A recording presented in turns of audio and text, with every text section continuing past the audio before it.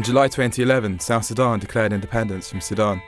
After decades of conflict and the deaths of nearly 3 million people, it looked like the East African country was finally at peace. But the new state of South Sudan left its former allies in Blue Nile abandoned on the wrong side of the border. The local Blue Nile division of the South Sudanese army, the SPLA, now found themselves fighting the war on their own as a tiny, outnumbered rebel group, and they chose a new name for themselves, the SPLA North. Within weeks, the Sudanese government moved to crush the Blue Nile rebels. A 5-year truce was suddenly broken and Sudan has plunged back into war. Hundreds of thousands of civilians have fled to refugee camps across the border, but no one seems to care. This is the world's least reported war because no journalists have ever spent time on the front line, and no one knows what's actually happening inside Blue Nile. So I went to hang out with the rebels for a month to find out what was really going on. They all seemed like nice guys, but I wasn't sure they really knew what they were doing.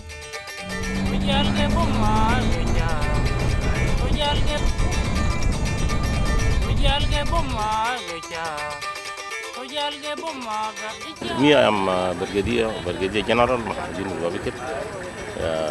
Nile State. Now we are in Blue Nile, welcome. And then we go to FRONTLINE. Okay. You captured these? Yes, we captured these from the enemy. From South? Yeah. Even that one. Then we captured many tanks from the enemy since 1997. This is the beginning of the war here in Blue Nile. Since South Sudan stopped supplying the rebels, their only source of heavy weapons was whatever they could capture from the enemy, or whatever rusty and broken equipment they're able to repair and keep moving, like a lethal version of Scrap Heap Challenge. They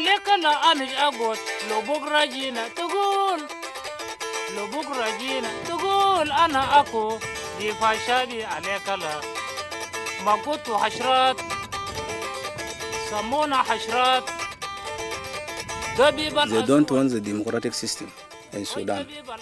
They want to rule us with what they have in their mind. So the system of Sharia law, which cannot take all of us together. Because here we have some of us, they don't have even religion. How can you do them? Yeah, you cannot chase them away from Sudan. So we can live together. So that is our problem. So we will fight, even if only man can remain, he will fight. No problem. And we have our generation will come with the same system of our right. No problem. Why are you fighting against al-Bashir? We're fighting for our freedoms. We want our freedoms. We want our motherlands. We want Sudan will becoming one national democracy for the people of the Sudan whole, to becoming united to work together. Yeah, we want to rule the Sudans as the Negro people, as the human being, and we have to do that to get our freedom for our motherlands, and we will defend to our lands. We can move anywhere.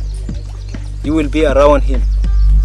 Everything you will destroy his materials. What will happen if you catch him?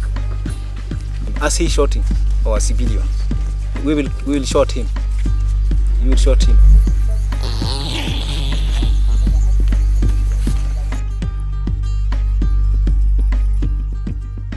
The more important is to have a very good plans for our forces, how to attack the enemies and to save our soldiers, safe sites. I need a very good plans how to attack, because we have our visions and we be suffering a lot in the bush. As you see now, we are not in the towns, and we're asking God that to supporting us so that we can manage to take our refugees or take our ITPs, let our people go back home.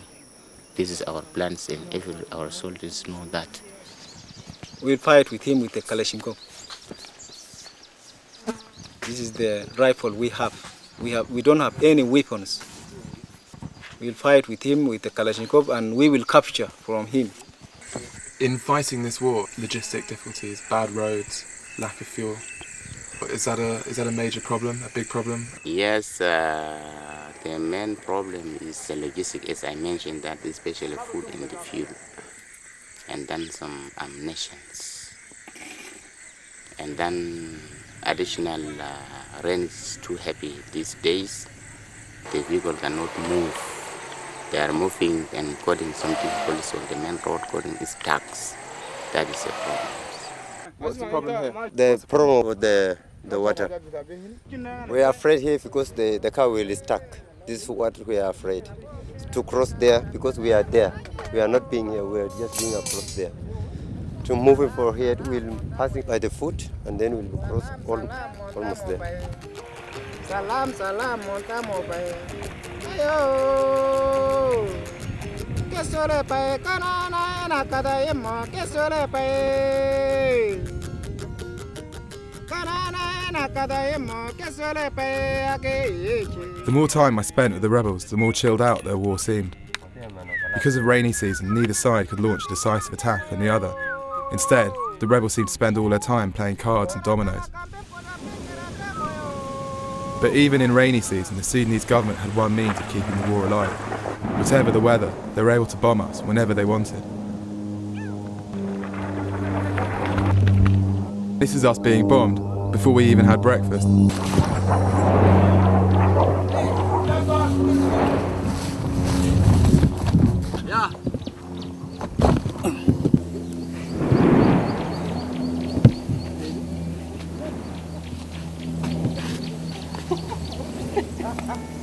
We were lucky, the bombs missed us and exploded harmlessly in the bush. Now it was over, the air raid seemed like the funniest thing in the world.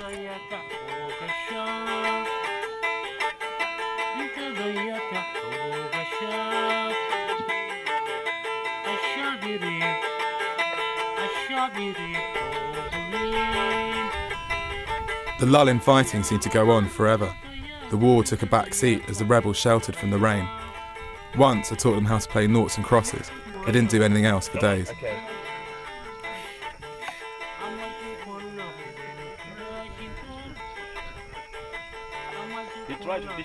I am trying. I'm trying my very best. Keep playing. That's the sad thing. All right. You're trying, but you are not happy. Yeah, you can stop now.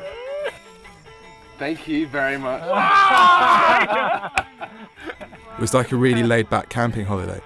While some people worked, others improved their English, or just made friends with the local wildlife.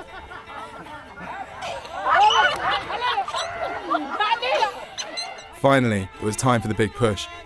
Overnight, the rebels launched a surprise attack in government positions. After a month of waiting for some action, the rebels had finally attacked, but they wouldn't even let us film the fighting. Instead, they brought us to the village a couple of hours after they captured it from the government. Sorry, can you tell us about the fighting this morning? So this fighting this morning they are starting in Dem Munzur, and now the SPLA are chasing outside from their forces, and still didn't get the accurate report how much tank they are capturing and how much gun they are capturing there. And we have information that there's something like 1 or 2 tanks they are withdraw in this side. And now we send it to 1 platoon to check. If they are getting there, we will continue fighting this time.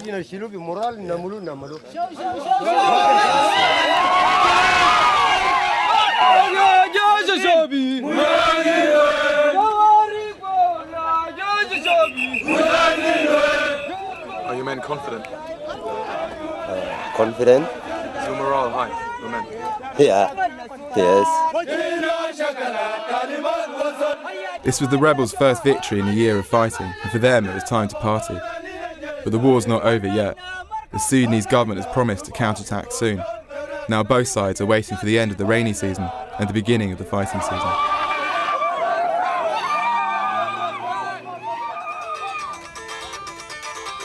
Oh yeah,